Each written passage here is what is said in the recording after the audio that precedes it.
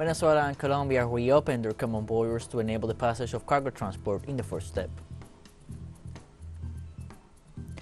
And Hurricane Ian continues strengthening rapidly. Western Cuba experiences deteriorating weather with significant wind and storm surge impacts.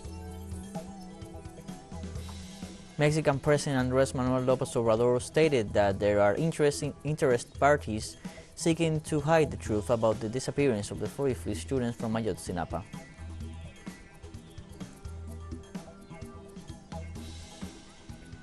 Hello, welcome to From the South. I'm Luis Alberto Matos from the teleSUR studios in Havana, Cuba. We begin with the news. Venezuela and Colombia reopened their common border this Monday to enable the passage of cargo transport in the first step. This event marks the resumption of diplomatic and commercial relations between the two countries. The Venezuelan President Nicolás Maduro described this Monday as a historic and transcendental day for both countries regarding the reopening of the Colombian-Venezuelan border. The head of state pointed out that the two governments continue taking firm steps to advance in the total and absolute opening of the border between the two fraternal peoples. With the reopening of the border zone, it is expected that close to 3,000 direct and indirect jobs will be created in the area, in addition to the transfer of inputs and raw materials from both nations. In statements to the press after the reopening of the Colombian-Venezuelan border, the President of Colombia, Gustavo Petro, highlighted as historic this step, while stating that it will allow a growing integration of the economies of the two nations. A historic day for the region, for the country, for South America, for America in general. Globalization is first and foremost a relationship between neighbors. Anyone who measures international trade flows, cultural flows, population flows, will always find that the largest amount is always between neighbors. And that's how it was before sectarian madness took over hearts and brains. That's how it was between Venezuela and Colombia. Colombian President Gustavo Petro also reiterated that the reopening of the common border with Venezuela should lead to improvements in the quality of life of the population of both countries. Today there is an automatic recovery for transients. A few days ago for those who go in vehicles. Now and is to completely legalize the cultural flows of population and economic. That should result in a qualitative jump in human rights throughout the Colombian-Venezuelan border. We will measure it, we will evaluate it publicly. That should result in an increase in the quality of life. For his part, the Venezuelan Minister of People's Power for Transportation and President of Compiasa, Ramon Celestino Velázquez, highlighted the importance of the reopening of the Venezuelan border. Today, September the 26th, at 12 o'clock noon, when the protocol activities began, the pedestrian and cargo border crossing points were re-established in the state of Zulia, the state of Táchira, and the state of Apure. It is also very important to inform that the crosswalk point will be open, according to the analysis made by the authorities, from 5 in the morning until 6 in the afternoon, and the cargo crossing point from 10 o'clock in the morning until 5 in the afternoon. Also, the Venezuelan officials recalled that the reopening of these borders is part of the efforts to consolidate integration and brotherhood among peoples. From the Bolivarian Republic of Venezuela, headed by our worker president, Nicolás Maduro, we are very happy for the opening, and we wish that this opening never again has the intention of closing. That this opening between brotherly peoples is permanent, that the border is an imaginary line. Those were the dreams and are the dreams of our liberators, and we on this side of history have to support that dream of our liberators and give continuity to the integration, to the brotherhood between peoples. In Cuba, authorities of the National Electoral Council say that the Cuban people has ratified the family code by popular referendum. According to the president of the National Electoral Council, Alina Balseiro Gutierrez, more than 6 million voters went to the polls this Sunday for a turnout of more than 74%. Balseiro said that with 94.25% of the valid ballots, which represents more than 5,800,000 votes, almost 66.87% of the voters said yes to the new family code, whereas a little more over 33% said no.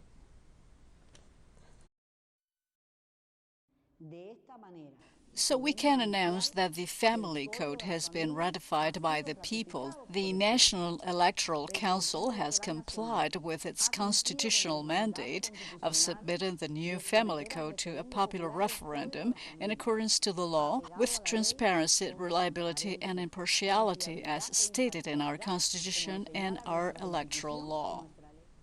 We're going to take a short break now. Join us again after this.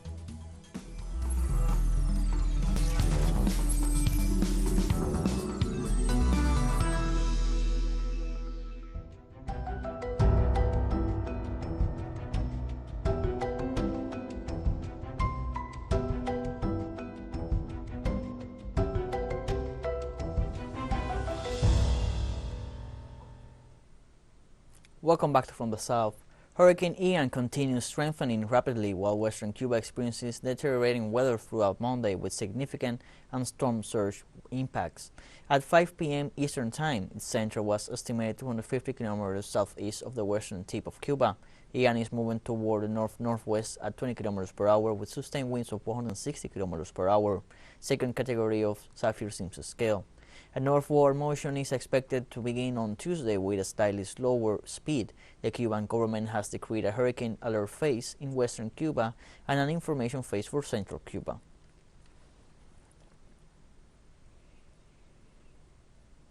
More than 7,000 people have been evacuated in Honduras due to rains that have caused rivers to overflow over towns and landslides that have isolated several communities.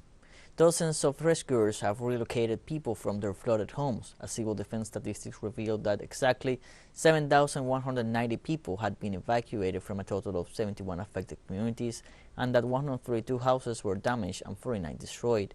In addition to 5 damaged bridges and 4 destroyed, at least 13 people have died as a result of the rains over the past week in different parts of the country.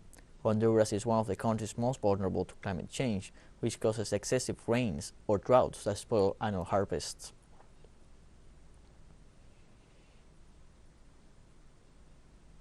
In Haiti, popular organizations began Monday a general strike against the fuel crisis, the high cost of living, and insecurity following several days of protests. The Popular Movement for Change announced 2 days of mobilizations to demand the resignation of Prime Minister Ariel Henry, for they consider the president has not been able to stop insecurity and the spiraling cost of basic products. Monday's mobilizations and strike follow a series of protests throughout the country that for more than a week have blocked the capital and departmental cities.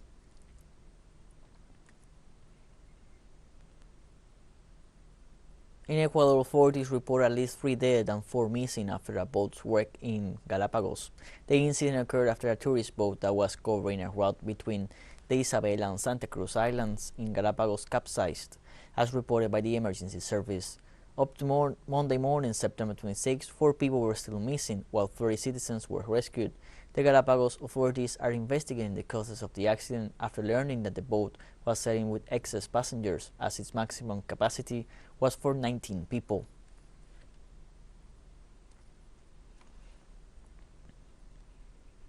Brazil's presidential candidates enter the final week before general election next October 2nd. In the first round of the elections, Brazilians will be voting for the positions of president, vice president, governors, and legislators. The main candidates to the presidency are the incumbent right-wing Jair Bolsonaro and former President Luis Ignacio Lula da Silva, who, according to the polls, could win in the first round next Sunday. Lula will be holding a campaign rally in the city of Sao Paulo this Monday, along with renowned artists. Ciro Gomes will be addressing a manifesto to the nation, whereas Jair Bolsonaro will hold a television interview this Monday night. The President of Mexico, Andrés Manuel López Obrador, pointed out that there are interests that seek to hide the truth about the case of the disappearance of the fully free Ayotzinapa students. The President informed that the pact of silence and impunity is being broken in order to know the truth and allow justice to be served and those responsible to be punished. López Obrador sent a hug to the parents and relatives of the missing students while stressing that the case has no soul and presented a report by prosecutor Gers Manero, who mentions the responsibility of former attorney Murillo Karam in the case.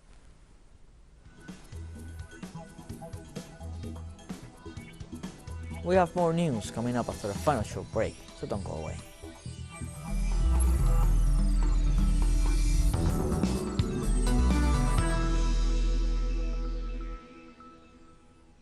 Welcome back from the south.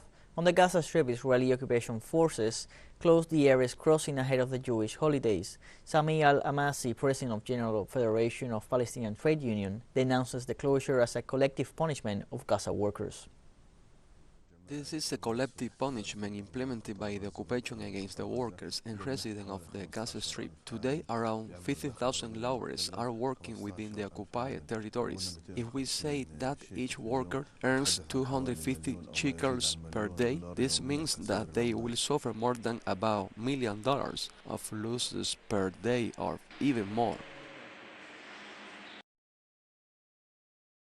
Who will compensate the worker for these losses? Surely, these losses will be reflected on the Palestinian economy in the Gaza Strip, which is already dilapidated. The occupation must not practice such collective punishment on the Gaza Strip. The economy and the worker situation can't not afford this anymore.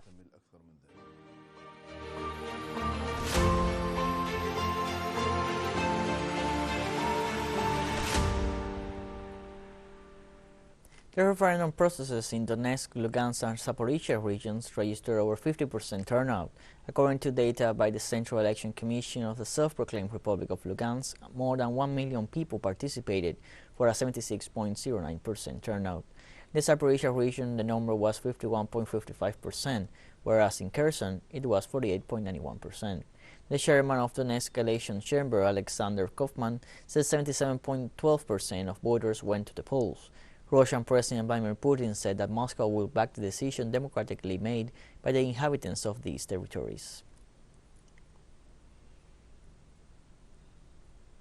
In that context, citizens of Donbas regions comment on the referendum and their willingness to become part of the Russian Federation after 8 years of violence. The time has come to decide our future after 8 years of turbulence and uncertainty. Through this referendum, we will enter into a large and powerful state. I make no secret of my vote to join Russia, nor do the majority of voters. Since 2014, incredible changes have taken place in the Republic. For example, roads have appeared. In addition, in my neighborhood, we were supplied with water only at certain times of the day, while now we have cold water 24 hours a day. Our streets used to be totally dark at night, and now I can even read newspapers easily. We are now finalizing preparations for the start of the heating season, which was unthinkable before when we didn't have the enormous help from Russia. In the UK, the pound has plunged to an all-time low against the US dollar. On Monday, it closed at 1.04 US dollars, which is already a 5% decrease compared to last Friday, when Treasury Chief Kwasi Kwarteng announced the biggest tax cuts in 50 years. Monday's value is the pound's lowest since the decimalization of the currency back in 1971. Now the government plans to cut £45 billion in taxes while spending billions to help consumers and businesses with high energy bills that are driving a cost of living crisis. The combination has sparked investors' concerns about spiraling government debt. Economists say the measure is more likely to fuel already high inflation, push down the pound and drive up the cost of British government borrowing.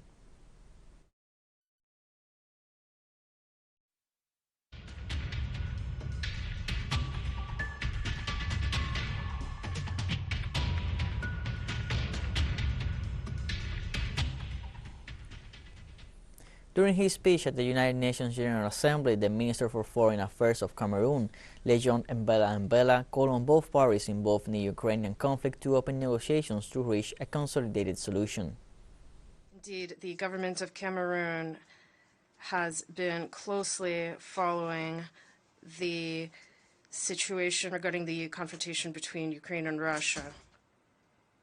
As you are aware, the peaceful settlement of disputes between states has always been one of the fundamental principles of my country's foreign policy. In this respect, Cameroon has, from the very beginning of the crisis, reiterated its position by calling on the two parties to open negotiations with a view to reaching a concerted solution so that the ideals of peace, security, and sustainable development which underpin our organization can triumph. As part of the West African community, the permanent representative of Benin to the United Nations, Mark Hemman Guinendu, said that peace and security in the region are threatened by terrorist threats and piracy at sea.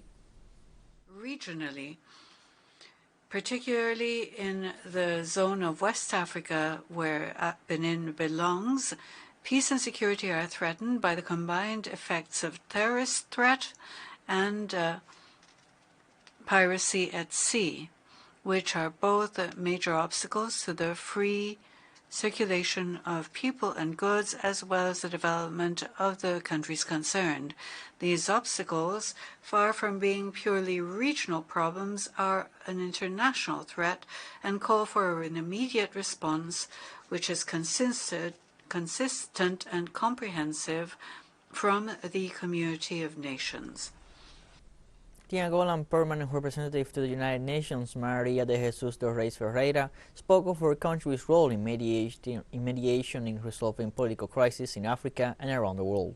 The Republic of Angola has defended at international forums the importance of multilateralism and international cooperation that are mutually advantageous and beneficial to the relations between states, whether large or small, developed or developing, because in our understanding, this is the way that we can effectively contribute to the search for consensus solutions in resolving political, economic, social, and cultural crises.